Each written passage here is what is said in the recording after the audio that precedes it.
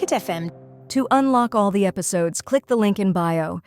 Bound before faceless beings, Rhys was judged for his dual bloodline and chosen forgetting. Vincent's fading warning spoke of a plot to awaken a god using their bloodline, with Trinity as the key and Rhys as the lock, urging him to remember Lantern Hill. Rhys found himself facing a savage version of himself, his primal past. He awoke alone, unsure of reality, but remembering the river, the names, and Trinity's disappearance. What is the power of Rhys's forgotten names and bloodline? What dangers lurk at Lantern Hill? And will Rhys embrace his past to save Trinity from those manipulating his memories? Rhys wandered deeper into the forest, following the whisper of pine needles and the shimmer of moonlight that seemed to dance in patterns only he could see. His clothes were torn, boots caked with mud, but he walked like a man under a spell. Something was calling to him, something ancient and familiar. Behind a cluster of silver-tipped pines, he found it. A mirror hanging from the branch of a dead tree. It wasn't glass, but smooth obsidian, polished and rippling like water. When he looked into it, the reflection wasn't his. A child stared back. The boy had Rhys's eyes, but a different face. Softer, smaller, bruised. Around his neck hung a crescent pendant Rhys had forgotten he ever wore. He reached toward the mirror. The child mouthed something.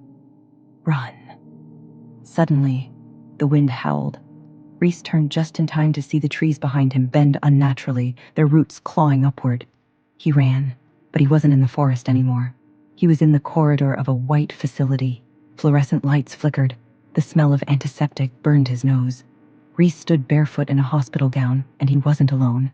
Children stood behind glass partitions watching him. Some were crying. Others glowed faintly, veins like lightning. A woman's voice echoed through the intercom. Subject 7 has breached containment.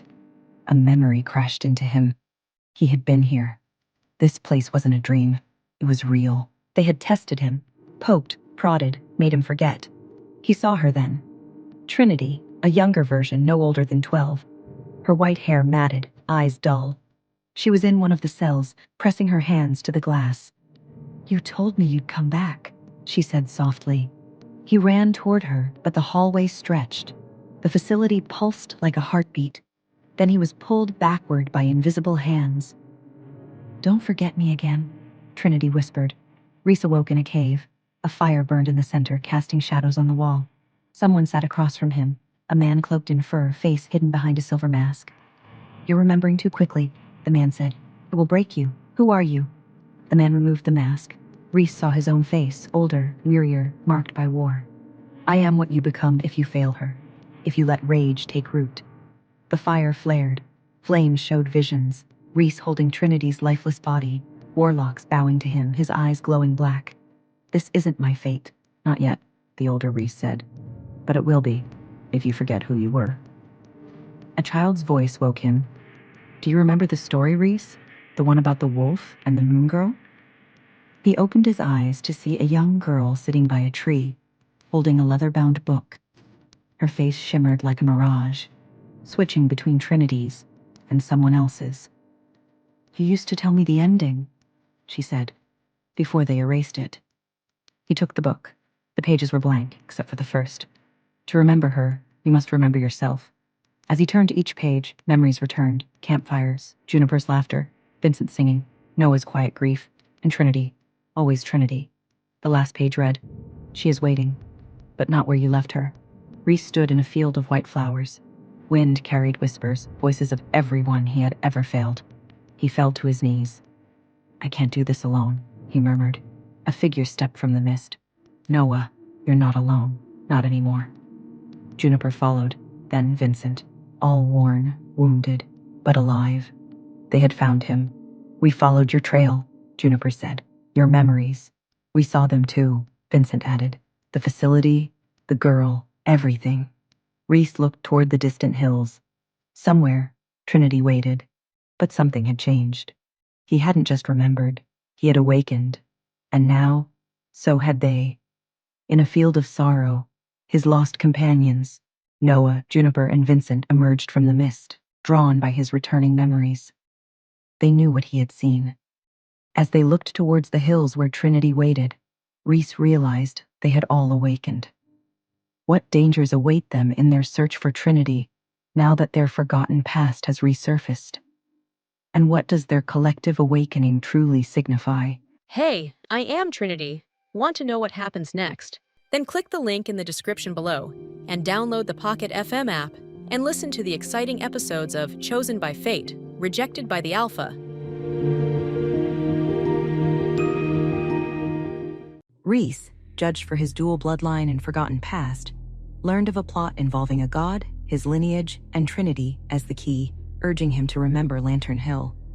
He navigated fragmented, terrifying memories, a primal self, a mysterious facility holding a younger Trinity, and warnings from his possible future self.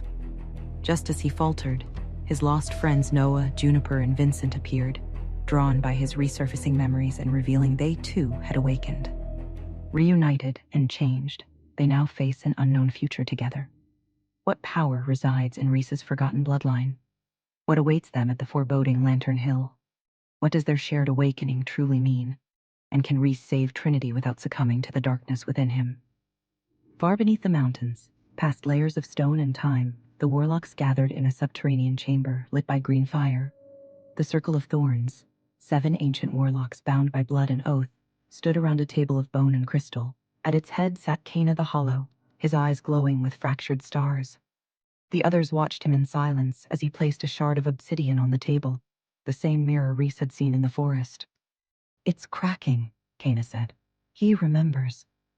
"The wolf was never supposed to wake," muttered an older warlock named Varen.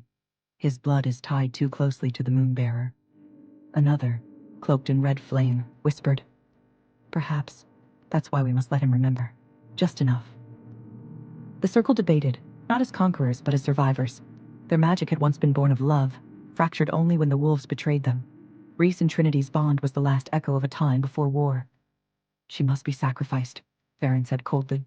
"No," Cana hissed. "She must choose." In a hidden alcove, deeper within the warlock archives, a young warlock named Ash retrieved an ancient tome, the Book of Lost Names. The pages bled with ink that moved, whispering the true names of souls once erased by warlock magic. Ash wasn't like the others. He had once been a child in the facility too, locked away, twisted into something obedient. But a piece of his old self had survived. He flipped through the book until he found it. Trinity Airless, Moonbearer, Memory Shifter, Bloodline Severed. A sketch lay beside her name, a girl with white hair and hollow eyes. Ash's fingers trembled. She had been one of them. Taken, rewritten. Ash didn't know why he felt sorrow, but deep in his chest he heard her voice, not with his ears, but his soul. "You were kind once." Long ago, before the circle rose, Cana had not been a warlock. He had been a healer, a boy from a coastal village, a boy who fell in love with a girl who had silver hair and laughter like riverlight. Her name was Era, Trinity's grandmother. They were inseparable until the wolves came, until the Moonsong Pact demanded her return to the Alpha's bloodline. Era left. Cana was heartbroken, and in his grief he turned to forbidden magic to find her again. He never did. But he did find others like him. Others who had been left behind, by wolves, by fate, by power. Together, they became the Circle. Not out of hate, but out of longing. And now, Trinity was all that remained of Era's bloodline. In the stillness of a shadowed chamber, Cana dreamed. But warlocks do not dream like others. Their memories twist into prophecy, their regrets into monsters. In the dream, Cana saw Trinity, not as a prisoner, but a queen. Her eyes glowed with fire and sorrow. Rhys knelt before her, not in love, but in defeat. Around them, the forest burned. He awoke screaming. A voice whispered in his ear, "You are afraid of what she will become." It was Varen, watching, waiting. "If she binds with the wolf, we lose the circle," Varen said. "We lose everything." Cana wiped sweat from his brow. "No, if she binds with him, we become whole again." Ash crept into the chamber where Trinity was being held. She sat on a pedestal surrounded by sigils, her mind cloudy, her memories fractured again. He knelt before her. "I know who you are," he whispered. "You were stolen, like me." Her gaze sharpened. "Do I know you?" Ash offered her the Book of Lost Names. "Your name was erased, but I can give it back." Outside the chamber, alarms sounded. "Go!" Trinity urged him. They'll kill you. Ash hesitated, then ran. Kana stood in the hallway waiting. Let him go, he said softly. Varen's eyes narrowed. Why? Because even shadows must make choices. Meanwhile, in a distant place, Rhys jolted awake from another vision, his hands trembling. I saw her, he whispered, and this time she wasn't alone. As Rhys and his awakened companions now know Trinity has an unlikely ally, how will this alter their desperate rescue mission? And can the ancient bond between the wolf and the Moonbearer heal the rift between their peoples?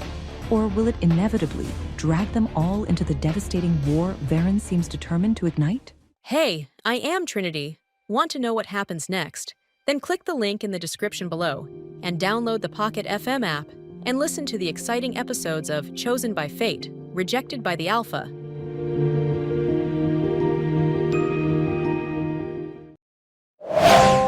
Pocket FM. To unlock all the episodes, click the link in bio.